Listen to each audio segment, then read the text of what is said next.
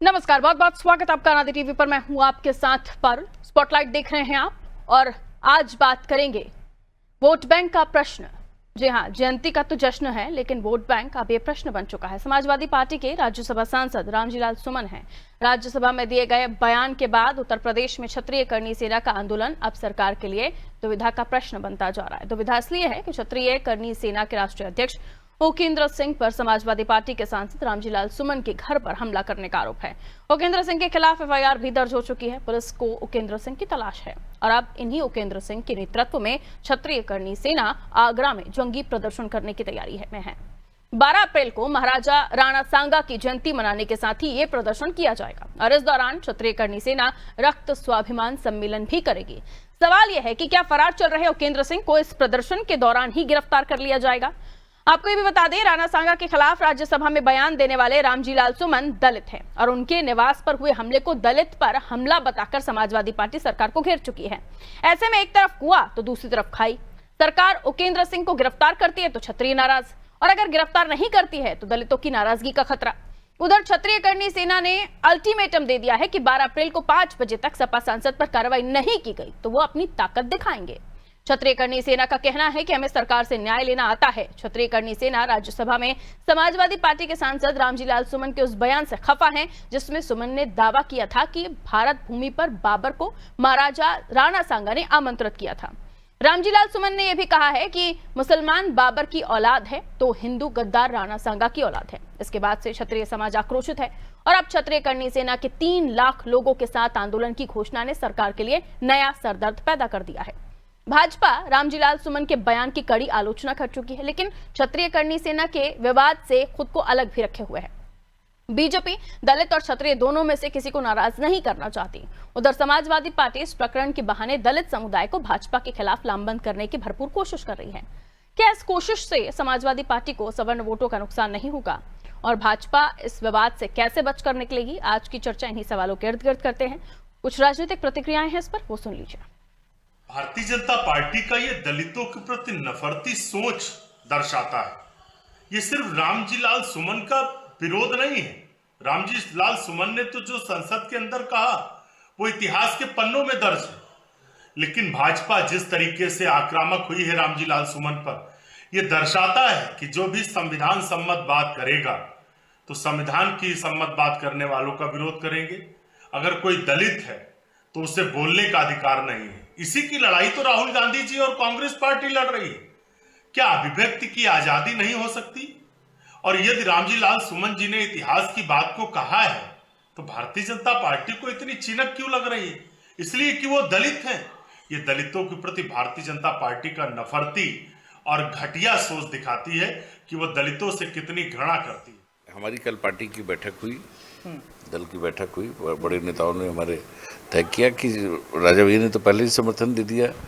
उसके बाद कल तय हुआ कि आगरा जो हमारे पदाधिकारी हैं वो भी पार्टी संगठन के साथ साथ सारे पदाधिकारी भी वहाँ में शामिल होंगे। और ये बड़ा दुर्भाग्यपूर्ण है। दुर्भाग्यपूर्ण इसलिए नहीं है, हम जा रहे हैं कि राजपूत हैं तो जात का तो है ही है, लेकिन इसके साथ साथ किसी महापुरुष पर इस तरह टिप्पणी करना, जब वो अपना जिस तरह से उनका इतिहास है, जिस तरह से उन्होंने लड़ाई लड़ी, तो उन्होंने देश के लिए लड़ाई लड़ी, ना कि जो है जात के लिए लड़ी। लालजी सुमन ने जानबूझकर यह कृत्य किया है। निश्चित तौर पर आवाज लालजी सुमन की है, लेकिन उसके रचयिता, डायलॉग राइटर अखिलेश यादव जी हैं और प्रोड्यूसर, डायरेक्टर समाजवादी पार्टी है। तो अगर सवाल उठता है कि हम समाज से क्या चाहते हैं, अगर हम समाज में समरसता चाहते हैं तो बहुत पहले ही अखिलेश यादव को और लालजी सुमन को माफी मांग लेनी चाहिए थी, लेकिन वो ऐसा नहीं कर रहे। इतिहास के मालूम किए बिना इतिहास पर ऐसी अभद्र टिप्पणी करना और एक शर्मनाक कृत्य जो लालजी सुमन ने किया है, इतिहास कोई आपके बाप की बपौती नहीं है कि आप उसको जैसे चाहें तोड़ मोड़ के अपनी राजनीति के लिए इस्तेमाल करें। तो एक तरफ क्षत्रिय हैं, दूसरी तरफ दलित, यानी अगर रामजी लाल सुमन पर कार्रवाई करते हैं तो जैसे कि विपक्ष से सेट करने की कोशिश कर रहा है कि ये दलितों के अपमान से जोड़कर उसे देखा जाए। वहीं क्षत्रियों की नाराजगी अगर लेते हैं तो भी भारतीय जनता पार्टी के लिए परेशानी का सबब है, लेकिन क्या रामजीलाल सुमन का सपोर्ट करके, समर्थन करके, क्या छत्रियों को भी नाराज नहीं कर रही है समाजवादी पार्टी? क्योंकि इससे पहले दद्दू प्रसाद को शामिल करके कुर्मी पहले ही नाराज हैं। क्या ये रणनीतिक चूक होगी या फिर जानबूझकर या सोच समझकर, सूझबूझ के साथ किया गया काम है या बयान है रामजीलाल सुमन का, जैसे कि बीजेपी कह रही है? आइए समझने की कोशिश करते हैं। हमारे साथ मेहमान जुड़े हुए हैं, उनसे हम आपका परिचय करा दें। भूपेंद्र सिंह जी, प्रदेश अध्यक्ष अखिल भारतीय क्षत्रिय महासभा के, स्वागत करते हैं भूपेंद्र जी। केसी जैन साहब बीजेपी से हमारे साथ जुड़े हुए हैं, आपका भी स्वागत सर। डॉक्टर नितेंद्र सिंह जी, सपा के प्रवक्ता हमारे साथ जुड़े हुए हैं, आपका भी स्वागत करती हूँ। करण सिंह जी, राजनीतिक सलाहकार हैं, हमारे साथ जुड़े हुए हैं। सबसे पहले मैं समाजवादी पार्टी का रुख करूंगी। नितेंद्र जी, ये कहा जा रहा है कि आप लोग पहले ही कुर्मियों की नाराजगी लेकर बैठे हुए हैं दद्दू प्रसाद को शामिल कराकर, और अब क्षत्रियों की नाराजगी भी आपको परेशान कर सकती है। और अब ये जो सम्मेलन बड़ा करने जा रही है करनी सेना, और उनके साथ राजपूत समाज के लोग भी जुड़ जाएंगे, लाखों की तादाद में इकट्ठा होने की तैयारी है इनकी, और इनका सीधा तौर पर कहना है कि रामजीलाल सुमन माफी मांगे। क्या ये आपकी रणनीति है या फिर सोच समझकर किया गया रामजीलाल सुमन का जो बयान है उसका समर्थन? क्या कहेंगे नितेंद्र जी?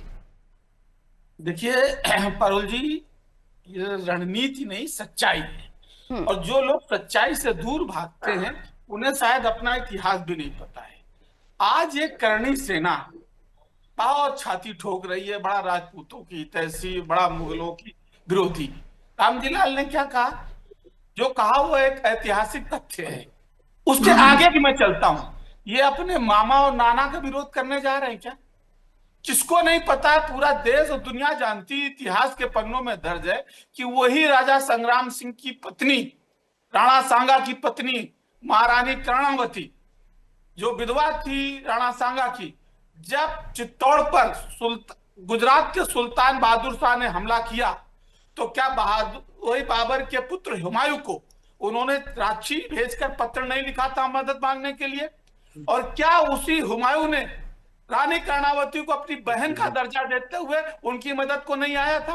वो दुर्भाग्य था कि वो समय से नहीं पहुंच पाए हुमायूं, और उसी के चलते जब गुजरात के सुल्तान बहादुर शाह ने वहां चित्तौड़ में कब्जा कर लिया, बाद में उसी हुमायूं ने उस चित्तौड़ के जो सुल्तान था उसको मार के भगाया, उस पर पुनः कब्जा किया।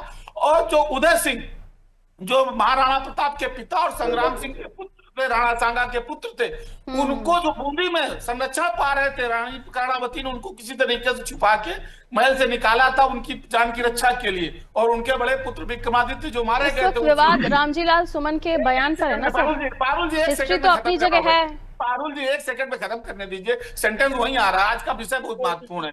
तो उस समय उसी हुमायूं ने क्या उदय सिंह को चित्तौड़ का राजा नहीं बनाया था?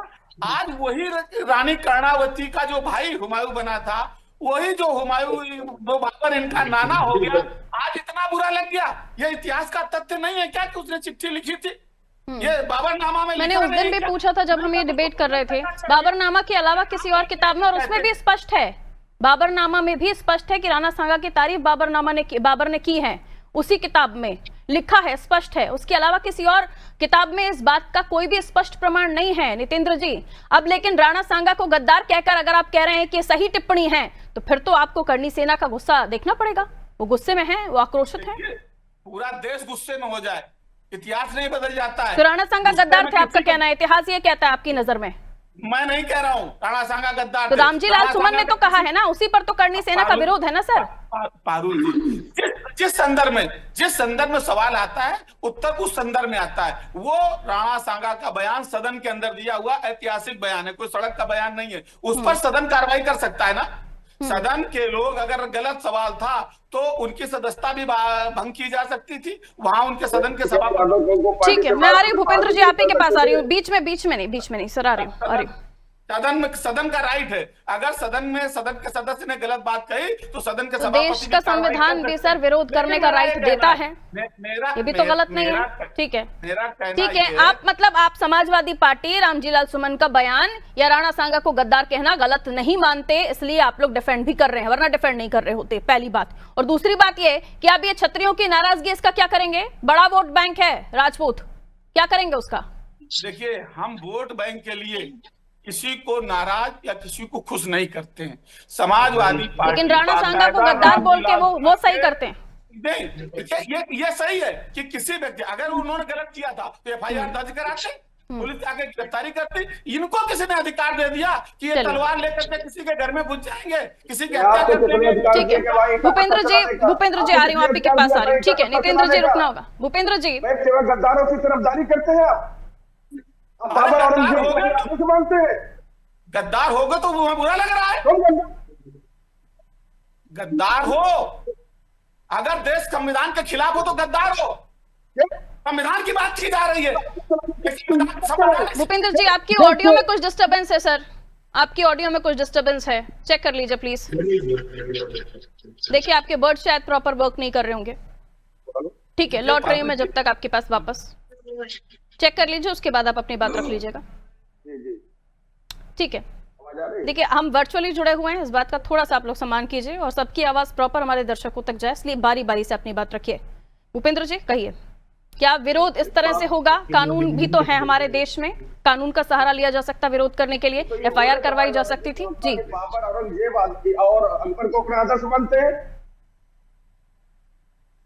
कहें हमारे नहीं नितेंद्र जी मैंने अभी प्लीज रिक्वेस्ट की है अपनी बारी पर बात कीजिए। वर्चुअली जुड़े हुए हैं आप, ऑडियो में काफी डिस्टर्बेंस आ रहा है, रुकना होगा नितेंद्र जी प्लीज रुकना होगा, उनकी बात पूरी हो जाए आप अपनी बात रख लेना। आपकी तरफ से चलाया गया ईंटें पत्थर वहां पहले प्लानिंग के तहत आप लोगों ने चलवाया, इससे हमारे लोग घायल हुए। इसका जवाब कौन देगा? जो देश के महापुरुषों के लिए सदन में बोल रहा है वो देश का गद्दार वो है। लेकिन भूपेंद्र जी ये भी तो सही तरीका नहीं है ना कि किसी के घर पे जाकर आप तोड़फोड़ करें। वो कहा यही जा रहा है कि कानून का रास्ता अपना सकते थे आप बता दो कि तोड़-फोड़ शुरुआत में कुछ लोग बात करने गए थे, लोगों में बड़ा आक्रोश था, वो अपनी बात करने गए थे, लेकिन इन्होंने पहले से ईंट पत्थर ऊपर रखे थे, जैसे मेरे लोग पैसे इन्होंने ईंट पत्थर कानून का सम्मान कर रहे हैं तो उपेंद्र जी सरेंडर करें, उनके खिलाफ आरोप है। अगर उपेंद्र जी के खिलाफ आरोप है तो सरेंडर करेंगे, बिल्कुल करेंगे, लेकिन उससे पहले समाजवादी पार्टी के मुखिया को सुमन जी को भी पार्टी से बर्खास्त करने की जरूरत है, जिन्होंने देश के महापुरुषों के खिलाफ गलत बोलने का काम किया है। तो अब आप इस तरीके से अपना शक्ति प्रदर्शन करने जा रहे हैं? शक्ति प्रदर्शन में हम तो महाराणा की जयंती मनाने जा रहे हैं। उसके बाद भी तो कहा गया आप लोगों की तरफ से कि न्याय लेना आता है, ये क्या सही तरीका है? अगर इनके समाजवादी के पार्टी गुंडे क्या कहते हैं कि काले की तरफ नहीं, सीधे तौर पर धमकी नहीं दे रहे हैं आप लोग, आपको लगता है? हम धमकी नहीं दे रहे, समाजवादी पार्टी के लोग कह रहे हैं कि काले की तरफ कोई आएगा तो उसको जिंदा जला दिया जाएगा। धमकी और गुंडई का काम हमेशा समाजवादी पार्टी ने किया, जो आज भी कर रही है। ये क्यों नहीं बोलते कि हम बाबर औरंगजेब राणा सांगा की जयंती मनाने के पीछे आप लोगों का कोई और एजेंडा है? मैं सीधा सवाल स्पष्ट पूछ रही हूँ आपसे। कोई एजेंडा नहीं, राणा संग्राम की जयंती मनाने जा रहे हैं और मनाएंगे, और देशद्रोहियों को वहां के देश के गद्दारों को संदेश देंगे कि संभल जाओ भी, लौटूंगी। ठीक है हमारे साथ केसी जैन साहब जुड़े हुए हैं। जैन साहब इस तरफ कुआ उस तरफ खाई, जाएंगे तो जाएंगे कहाँ? ये देखिए पारुल जी, बात ये है कि समाजवादी पार्टी बहुत ही मुखर होकर के केवल और केवल अल्पसंख्यकों की राजनीति कर रही है, और खास करके इतनी चाटकारता पे उतर आई समाजवादी पार्टी। कभी औरंगजेब को अबू आजमी महान बनाने की बात करते हैं, और अखिलेश यादव जी कहते हैं कि भाई वो तो मेरा शेर है, दहाड़ रहा है, जबकि अबू आजमी माफी मांग लेते। लाल सुमन भी अगर माफी मांग लिए होते कि भाई गलती हो गई, बात खत्म हो गई। लेकिन समाजवादी पार्टी जिस तरीके की बातें करती है कि सदन के अंदर का बयान है, सदन को कार्रवाई करनी चाहिए, विधिक कार्रवाई होनी चाहिए, ये किसको ज्ञान दे रहे हैं भाई? किसके लिए ज्ञान फैल रहे हैं? मायावती जी का गेस्ट हाउस कांड याद है? मायावती जी का कौन सा अपराध था? उसके लिए आप हाई कोर्ट गए थे, सुप्रीम कोर्ट गए थे, कहां गए थे? मायावती जी ने सिर्फ इतना किया था कि आपसे समर्थन वापस ले लिया। उसके बाद में मायावती जी के साथ वो कुकृत्य किया समाजवादी पार्टी के गुंडों ने कि उस दिन के बाद से बहन मायावती जी ने साड़ी पहनना छोड़, बहन मायावती जी ने चोटी कटवा दी, उस दिन के बाद से बाल रखना बंद कर दिया बहन मायावती। तो वो ज्ञान दे रहे हैं कि भाई आपको सदन के अंदर जाना चाहिए, आपको न्यायपालिका जाना चाहिए अगर उन्होंने गलत बोला है तो। अरे गलत बोला तो माफी नहीं मांग सकते। दूसरी बात, डेनमार्क में कार्टून बनता है, उसके विरोध में यहाँ पर भारत देश के शहीद स्मारक पार्क, लखनऊ के शहीद पार्क, जो ना हिंदू है, ना मुसलमान है, ना सिख है, ना ईसाई है, न जैन है, न पारसी है, देश के लिए जो कुर्बान हो गए, उनकी स्मृति में जो स्मृति चिन्ह बने हैं, उनको लातों से, जूतों से धक्का दे दे करके मार मार के उनको तोड़ दिया गया। 2012 में अगस्त में। कौन लोग थे वो समाजवादी पार्टी के गुंडे थे। जुम्मा की नमाज के बाद डेनमार्क में कार्टून बनता है और यहाँ शहीद स्मारक पार्क तोड़ दिया जाता है, शांति दूत भगवान महावीर की मूर्ति तोड़ दी जाती है, भगवान बुद्ध की मूर्ति तोड़ दी जाती है, और यहाँ ज्ञान दे रहे क्या, सदन में जाना चाहिए, विधिक कार्रवाई करनी चाहिए सुमन के खिलाफ। अरे आपका क्या कृत्य रहा है। दूसरी बात यह है, उत्तर प्रदेश में लॉ एंड ऑर्डर मेंटेन है, कोई कुछ भी कहे, जो गलत करेगा उसके मेंटेन है सर। यहाँ तो दोनों ही दल अपने अपने स्तर पर धमकियां दे रहे हैं, खुली तौर पर धमकियां दे रहे हैं। आप कार्यालय के सामने आ गए तो ऐसा होगा, वो कह रहे हैं मैं न्याय लेना आता है। पारुल जी, जिस तरीके से महापुरुषों का अपमान लगातार समाजवादी पार्टी कर रही है, बिल्कुल कोई भी बर्दाश्त नहीं कर सकता है। लेकिन सरकार का जो काम है लॉ एंड ऑर्डर को मेंटेन रखना, जो भी गैर विधिक कार्य करेगा उसके खिलाफ कार्रवाई होगी। लेकिन समाजवादी पार्टी के मुखिया को चाहिए कि लालजी लाल सुमन की सब कुछ होने के बाद भी आप न्यूट्रल कंडीशन में है ना, और वो मजबूरी है, इसलिए भी मजबूरी है क्योंकि एक तरफ दलित हैं तो दूसरी तरफ क्षत्रिय हैं। बात यह है पारुल जी, समाजवादी पार्टी जब किसी गुंडे पर कार्रवाई होती है उसकी जाति ढूंढ लाती। विकास दुबे को बताए ब्राह्मण, जिसने आप रामजी लाल सुमन को गुंडा कह रहे हैं? नहीं, जिसने 8 लोगों की हत्या कर दी वो ब्राह्मण हो गया। अतीक अंसारी, मुख्तार अंसारी क्या हो गए? नहीं, अभी तो रामजी लाल सुमन की बात हो रही है ना, उन्होंने कहा करनी सेना विरोध कर रही है। नहीं, देखिए लालजी लाल सुमन से दलित होने ना होने से कोई मतलब नहीं। उन्होंने जिस तरीके से महापुरुषों का अपमान किया है, देश के वो महापुरुष जिन्होंने मुगलों से, जिन्होंने आतताइयों से, जिन्होंने जो यहाँ आक्रांता से, उनसे लड़ते लड़ते तमाम लोग वीर गति को प्राप्त हो गए और उनकी वीरांगनाएं, उनकी पत्नियों ने जौहर कर लिया अपने सतीत्व की रक्षा के लिए। हजारों हजार वीरांगनाओं ने सतीत्व के लिए रक्षा कर लिया। वहां पे उनके लिए बैठ के यहाँ भी गाली दी जा रही है। ठीक है सर, धोखेबाज, गद्दार, क्या क्या कहा जा रहा है समाजवादी पार्टी की तरफ से। भूपेन्द्र जी को भी यहाँ गाली दी जा रही है, गद्दार हो तुम लोग। तो उसी भाषा का इस्तेमाल हो रहा है महापुरुषों के खिलाफ। आखिर समाजवादी पार्टी अपनी रणनीति के लिए, अपनी राजनीति के लिए क्या कुछ करेगी? ठीक है, डॉट किसी साहब, करण जी को इन कर लूं अब मैं। करण जी के वाकई राजनीतिक चूक होने जा रही है समाजवादी पार्टी के, ये सूझबूझकर सोच समझकर दिया गया बयान है, वो भी संसद में, जिसके बाद अब क्षत्रियों की नाराजगी है एक तरफ, दद्दू प्रसाद को शामिल करके कुर्मियों की नाराजगी पहले ही ले चुके समाजवादी पार्टी, और बीजेपी न्यूट्रल गियर पे चल रही है, ना इधर जा सकती ना उधर जा सकती। आपका विश्लेषण? देखिए, जो समाजवादी पार्टी की नीतियां हैं वो काफी स्पष्ट नीतियां रहती हैं। वो अपने मुस्लिम वोट बैंक को फोकस करते हैं, और जो उनका बयान आया राणा सांगा जी को लेकर के, जो कि इस देश के महान नायक थे, निसंदेह नायक थे, उनको लेकर जो बयान आया वो भी मुस्लिम वोट बैंक को खुश करने के लिए ही आया है। बाकी जो एंटी बीजेपी वोट होता है वो तो सपा को मिलता ही मिलता है, वो मिलेगा। तो सपा की नीतियां एकदम स्पष्ट है। पर हाँ, मैं सिंह साहब को, समाजवादी पार्टी के जो नेता हैं बैठे हुए हैं, उनको मैं जवाब देना चाहूंगा, उनकी जानकारी दुरुस्त करना चाहूंगा इन समाजवादी पार्टी के सभी नेताओं को, कि जैसा कि उन्होंने राणा सांगा को गद्दार बोला। देखिए, ये बात सत्य है कि राणा सांगा ने बाबर को न्योता दिया था भारत पे आक्रमण करने का, दिल्ली पे आक्रमण करने का। नहीं, यहाँ मैं आपसे मगर वो मैंने बहुत रिसर्च की और बहुत सारे हिस्ट्रीलोनों से बात की, ये प्रमाण है ही नहीं कहीं, तो इसलिए अब आप कंटिन्यू कर सकते हैं। बस मैं इसको कहना चाहूंगा, बाबर एक लुटेरा था और उन्होंने केवल इसलिए कहा था कि वो लूटपाट करेगा तो हमारे लिए आसानी हो जाएगी दिल्ली पे वापस स्वदेशियों का शासन लाने में। वास्तविक जो न्योता दिया गया था वो दौलत खान लोधी ने दिया था, और जो इब्राहिम लोधी का चाचा था, उसका नाम था ये अलाउद्दीन और आलम खां, उसने वास्तविक न्योता दिया था बाबर को भारत पे आक्रमण करने के लिए। ठीक है, वापस टॉपिक पर आ जाइए। हाँ, टॉपिक पर आ जाइए वापस। जी।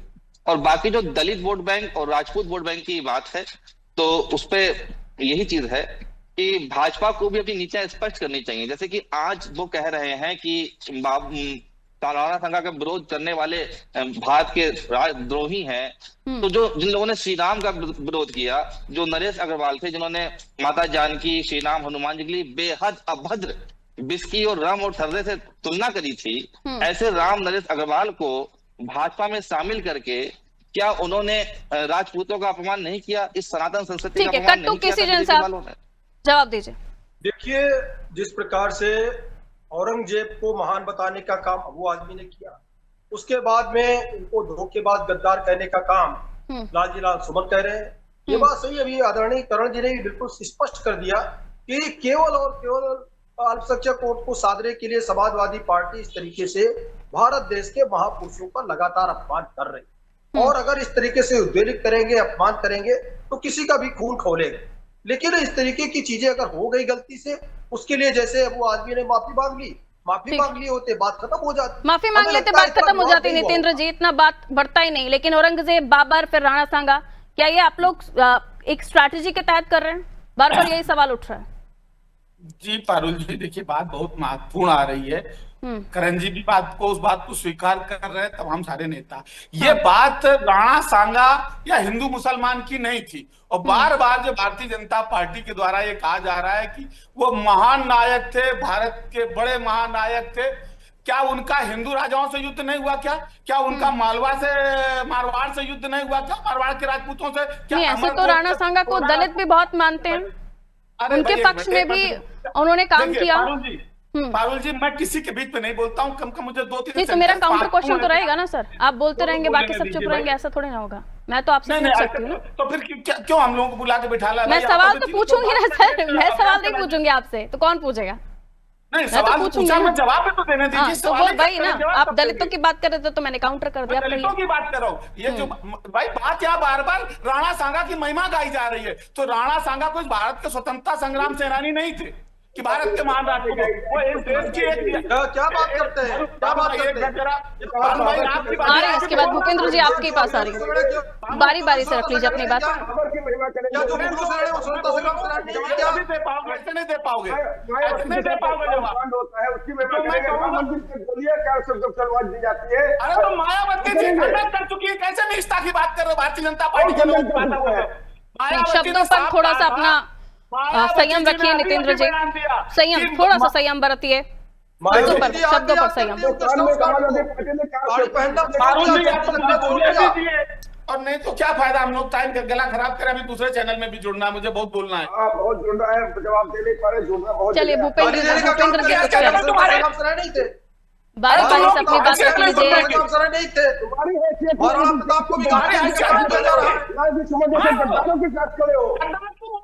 तुम्हारा तो पूरा ध्यान गद्दारी से भरा पड़ा है। मान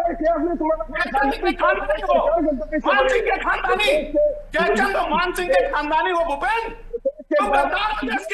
जितेंद्र जी आप आपा खो रहे हैं अपना, मुझे लगता है आपकी लैंग्वेज पे कमांड छूट गई है।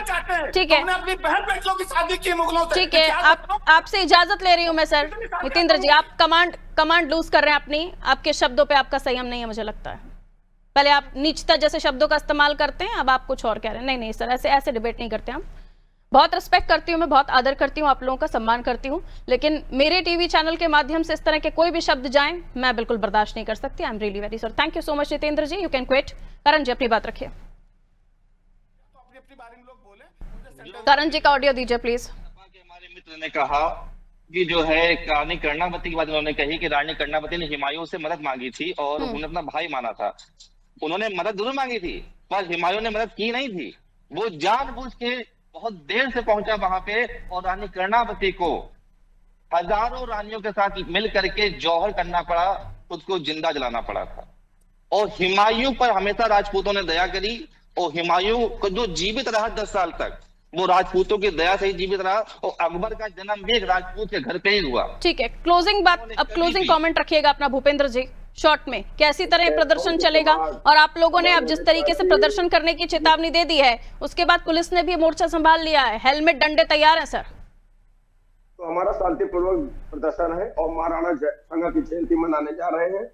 उसमें पुलिस से हमारी कोई मतभेद नहीं, ना कोई। ये दर्शकों को आश्वस्त कर रहे हैं आप कि आपका शांतिपूर्ण प्रदर्शन ही होगा।